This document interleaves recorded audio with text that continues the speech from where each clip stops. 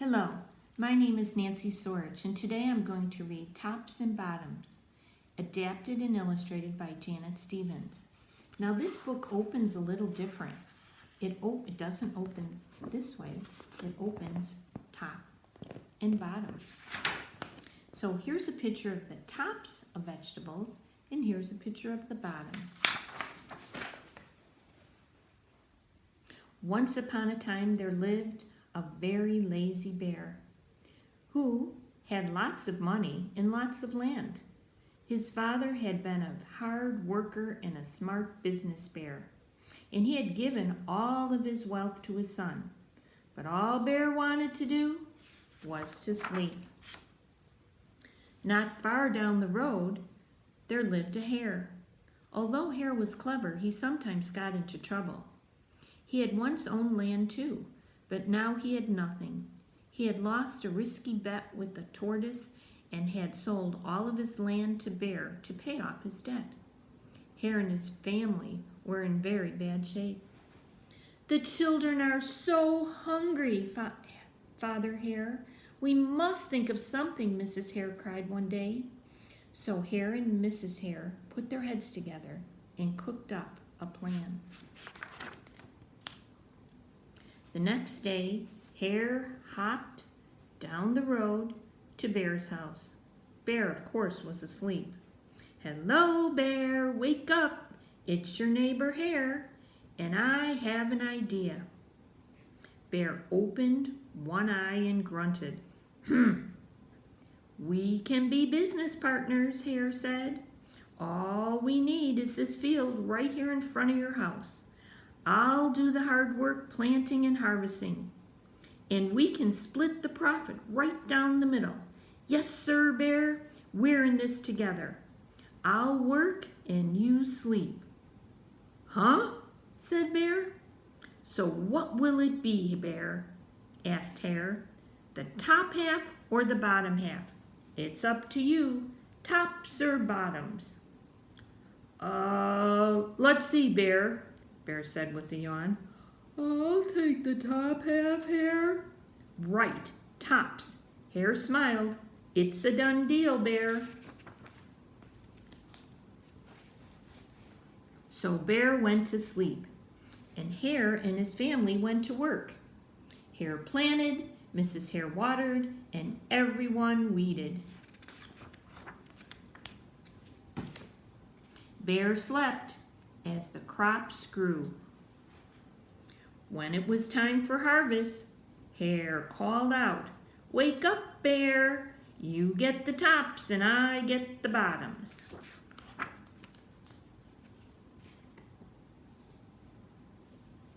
Hare and his family dug up the carrots, the radishes, and the beets.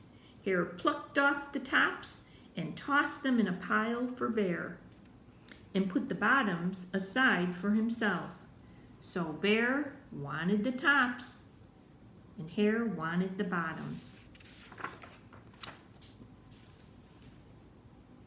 Bear stared at his pile. "But Hare, all the best parts are in your half." "You chose the tops, Bear," said Hare. "Now, Hare, you tricked me. You plant this field again, and this season I want the bottoms."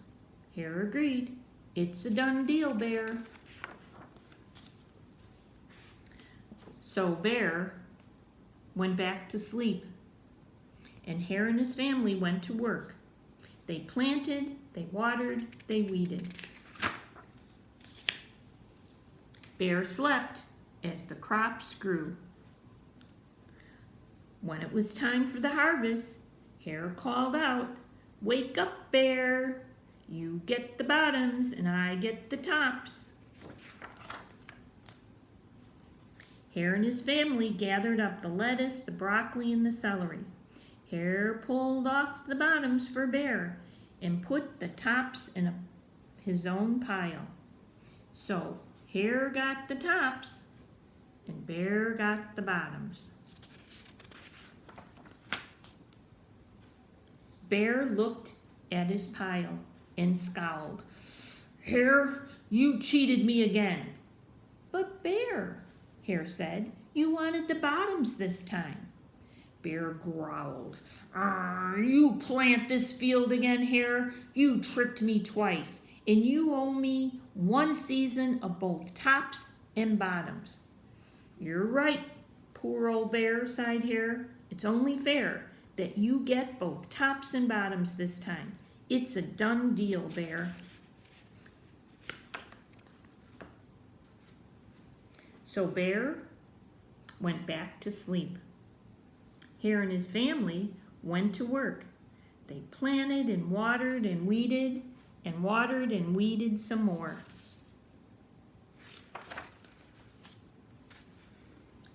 Bear slept as the crops grew. When it was time for the harvest, Hare called out, "Wake up, Bear, this time you get the tops and the bottoms." There in front of Bear's house lay a high field of corn. Hare and his family yanked up every corn stalk. Hare tugged off the roots at the bottom and the tassels at the top and put them in a pile for Bear. Then he carefully collected the ears of corn in the middle and placed them in his own pile. Bear rubbed his eyes and watched. "See, Bear, you get the tops and I get the bottoms." "Yes, sir, Bear, it's a done deal. So these are the tops and the bottoms, and this is the middle." By now, Bear was wide awake. "That's it, Hare," he hollered.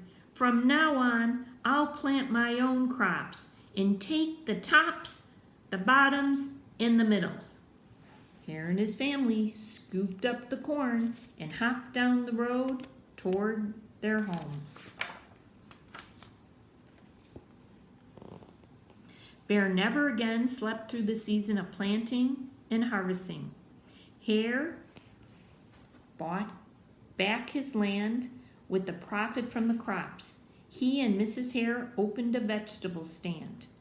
And although Hare and Bear learned to live happily as neighbors, they never became business partners again. The end.